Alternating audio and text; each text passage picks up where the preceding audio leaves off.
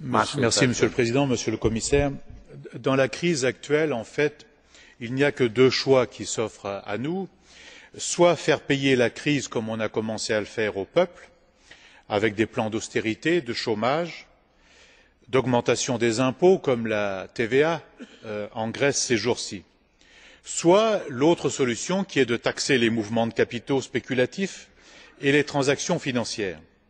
Cela constituerait une recette considérable pour l'économie européenne et je crois que ce serait une arme contre la crise financière que nous connaissons aujourd'hui. De même, il faudrait avoir le courage de fermer les paradis fiscaux. Ce que je dis là n'a rien de révolutionnaire puisque c'est écrit dans des textes, ceux du G20. Un certain nombre de ces principes ont même été discutés, votés ici, mais évidemment, il est urgent de sortir de proclamations sans lendemain. Il faut aujourd'hui faire cesser cette spéculation meurtrière pour les peuples.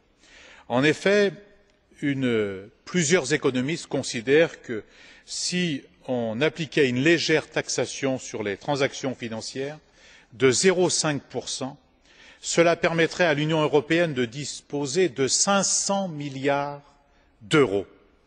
Voilà de l'argent que l'on pourrait rendre utile pour une relance basée sur le travail, la formation, la recherche, les salaires, de nouvelles politiques industrielles et agricoles respectueuses de l'environnement. Or, il faudrait passer maintenant aux actes. Il faudrait que nous ayons ici le courage de voter le principe d'une telle taxation et de la mettre en œuvre.